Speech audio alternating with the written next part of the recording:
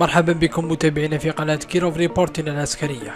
توضح تقارير أجنبية عدة أن الجيش الجزائري أضحى يمتلك مجموعة لا يستهان بها من أقوى وأخطر أنواع الأسلحة التي مكنت من تعزيز مكانته كأحد أهم وأقوى القوات المسلحة في المنطقة والعالم. تشمل منظومات صواريخ متطورة ومقاتلة نفاثة من فئة الجيل الرابع بلس، وراجمات صواريخ ومنظومات دفاعية، إلى جانب أنظمة الحرب الإلكترونية في إطار مجابهة التهديدات المحتملة لحروب الجيل الرابع بما فيها حروب الدرونات. متابعين، في هذا الفيديو سنتعرف معا على 4 أسلحة ومنظومات الدفاع الأكثر رعبا في العالم والذي يمتلكها الجيش الجزائري.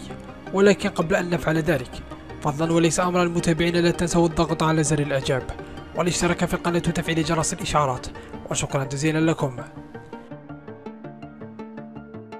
أولا، منظومة صواريخ اسكندر اي المرعبة. استعرض الجيش الجزائري لأول مرة سلاحه الهجومي الحديث الذي اقتناه من روسيا، وهو نظام اسكندر اي للصواريخ التكتيكية. ونشر الجيش الجزائري في نوفمبر 2020 مقطع فيديو أظهر استخدام صواريخ اسكندر التكتيكية الحديثة في تدريبات أجراها مؤخرا.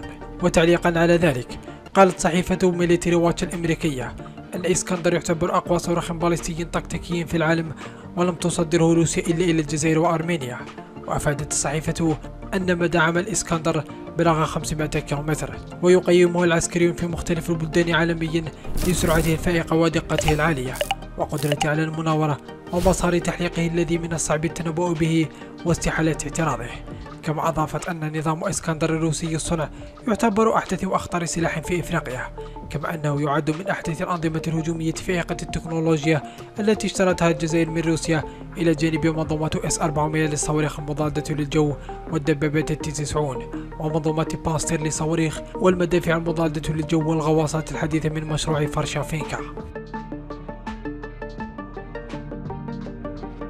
ثانيا، أسلوب مقاتلات السخوي والميغا النفاثة. وأدرج تقرير لموقع ايرو تايم المتخصص صدر شهر جانفي المنصرم أن الجيش الجزائري كأهم وأقوى القوات المسلحة المستخدمة للطائرات الحربية النفاثة بمختلف طرازاتها وفئاتها، بما في ذلك الجيل 4 بلس والجيل الرابع والجيل ما قبل الجيل الرابع، مسجلا أن الجيش الجزائري جاء في صدارة الترتيب إفريقيا بالنسبة لعدد المقاتلات النفاثة والقاذفات من فئة الجيل 4 بلس المتطورة، والبالغ اليوم أكثر من 57 مقاتلة.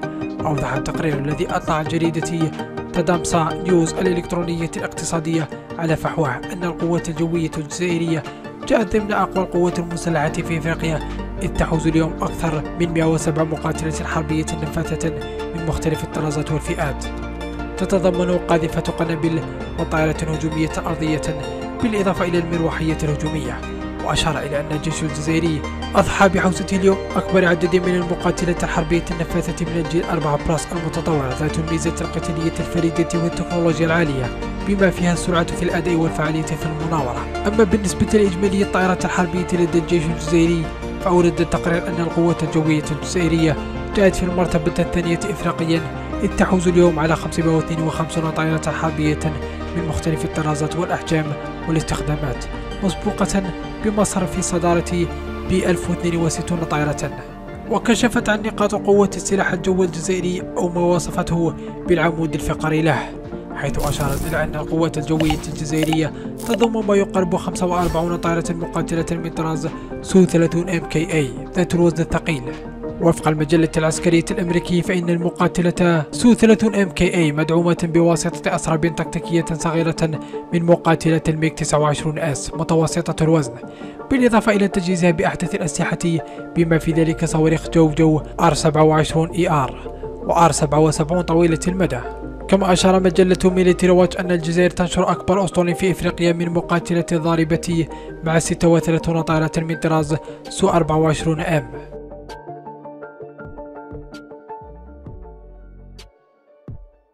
ثالثا، منظومة صواريخ S-400 الفتاكة. كشفت تقارير محلية وأجنبية عديدة حيازة الجزائر لأقوى منظومة الدفاع الجوي في العالم، والمتمثلة في منظومة صواريخ S-400 الروسية التي بيعت فقط للجيش الجزائري ونظيره الأرميني. وأعلنت وكالة الأنباء الروسية سبوتنيك في عام 2015 عن عقد لتسليم منظومة S-400 للجزائر. وفي جوليو 2015 نشرت مدونة سيكريت ضيف 3 صور تظهر شاحنات 64 مزودة بحاوية صواريخ، والتقطت هذه الصور في ربيع عام 2015 أثناء اختبار النظام الصاروخي الذي تم تسليمه.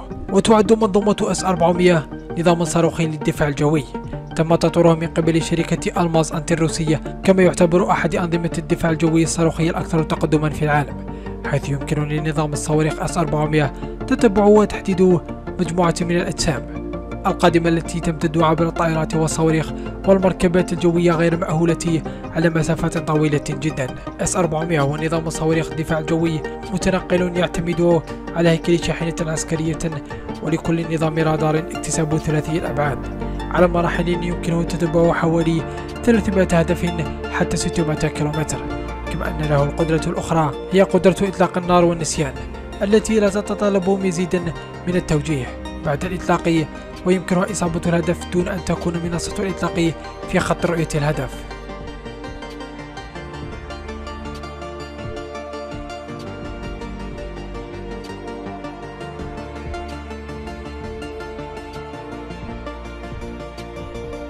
رابعا، أسلحة الحرب الإلكترونية. تعزز الجيش الجزائري مؤخرا بمنظومة صينية متطورة للحرب الإلكترونية إلى جانب منظومته الروسية من هذا النوع، وفق ما نقله موقع عسكري متخصص. وأفاد موقع من الديفنس المتخصص في الأخبار والتحليلات العسكرية